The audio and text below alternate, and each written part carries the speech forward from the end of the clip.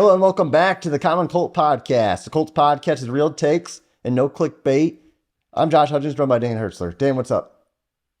Hey, man, I don't know if any of you guys are out there in serious relationships, but whenever someone kind of challenges whether or not you're right or wrong, and then you find out later on that you're right, feels good. This is the podcast. This is the podcast for us right here, because we've been saying this from day one when the Colts drafted Anthony Richardson, that this is exactly what needed to happen. This is exactly what was going to happen. We found out today, Josh, Anthony Richardson named the Week 1 regular season starter. Hey, we're one-word reactions here. What's your one-word reaction to this? Good. I'm glad. It's great. That's 3. I don't care, because the truth is, you know that Jim Irsay is used to his rookie quarterbacks playing.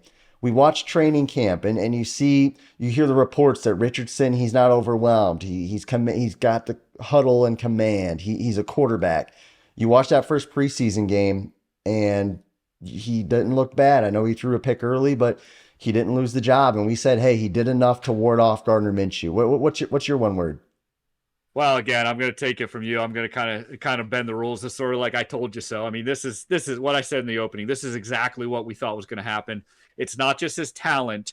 They needed to see him in the huddle. They needed to see him, making decisions in real life action under the big lights. And to your point, he made 2 really good throws that, to me, put him way above the category of whatever Gardner Minshew could do. Hey, Gardner Minshew came in, he moved the offense, they scored a touchdown.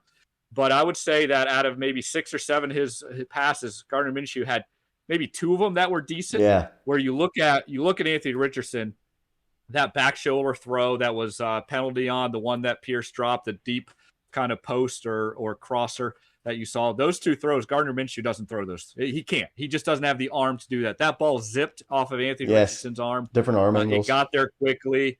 He's got the athleticism to run. He ran over that defensive back. Yeah, he made mistakes under pressure. He was inaccurate on some throws, for sure. That's always going to happen with these rookie quarterbacks. But he did stuff that Gardner Minshew couldn't, and the stage wasn't too big for him. To me, this is just the natural progression, what we thought, and this is what we needed, man. This is exciting. This is the playmaker. This is the guy. I mean, everything's going to flow out of this guy. The Indianapolis Colts are going to move with Anthony Richardson, and so we as a nation, man, we got to get behind this. We got to be jacked up, excited. This is the chance we have to really be a franchise this year that means something. Like, Anthony Richardson's going to put us on the map. I'm excited for this. One of the cool things is I went back and I watched all his throws was they weren't just running gimmick plays with him. Like, he was throwing, like you said, back shoulder passes, crossing routes, seam routes, deep shots down the field, and not just like a chuck and pray, like an actual timing route in the guy's breadbasket. Like, it felt like he was actually playing quarterback and not just some athletic freak running plays, which was very encouraging to me and obviously to the Colts because they made him the starter. One question I had for you, we're not even in week 2 of the preseason. Do you think this is early? Are you surprised almost that they named it? Because some teams will drag it out and wait, we'll decide on the Thursday before kickoff of regular season. What do you think about the suddenness of them doing this? No, I think this is what you want in a young quarterback, to give him the confidence. You notice in the first preseason game, he didn't play a lot of drives. I think it was 3 tops. Yeah. They had him out there throwing.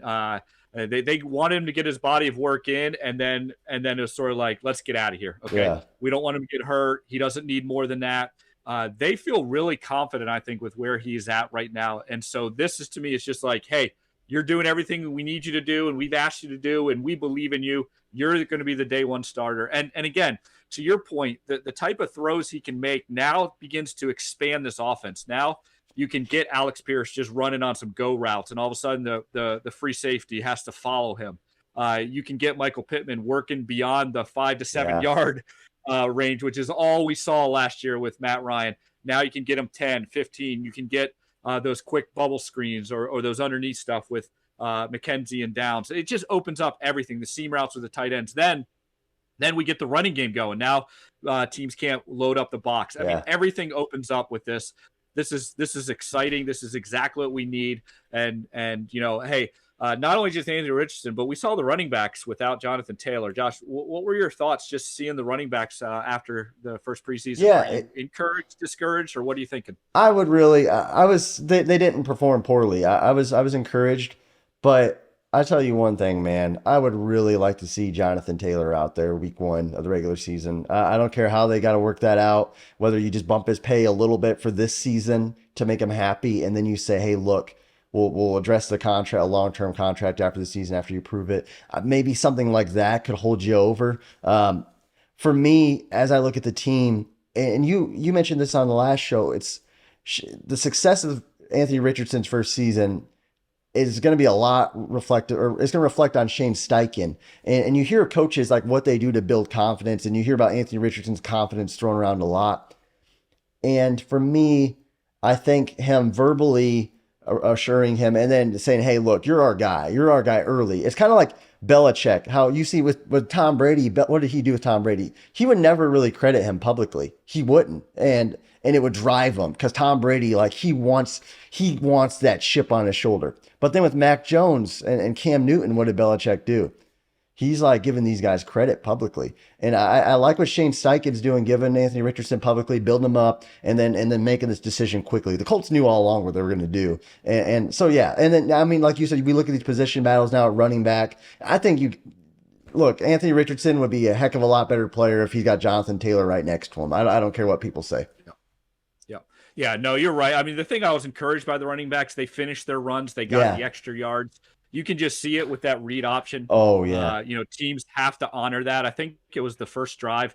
Anthony Richardson actually handed off. If he would have kept it, he might have ran for a touchdown. Yeah. I mean, it was so wide open.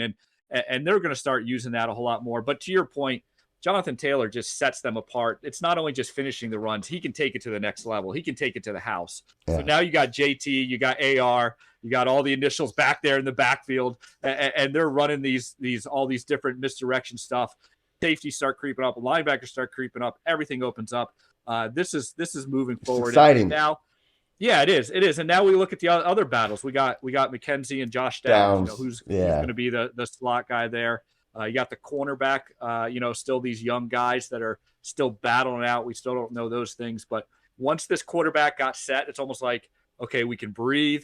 We can get excited. Now let's start looking at some of these other positions. Yeah, it really is exciting. And there are still some battles to be won. I think Josh Downs is going to start week 1. And we might talk about that in a future episode a little bit. But the truth is, hey, now we got the quarterback position figured out. There's going to be a lot more position battles that are going to be handled, especially in that young secondary that we're definitely going to hit on in the future. And hey, man, it's an exciting time to be a Colt fan. And I'm so glad that Gardner Minshew is not trotting out week 1.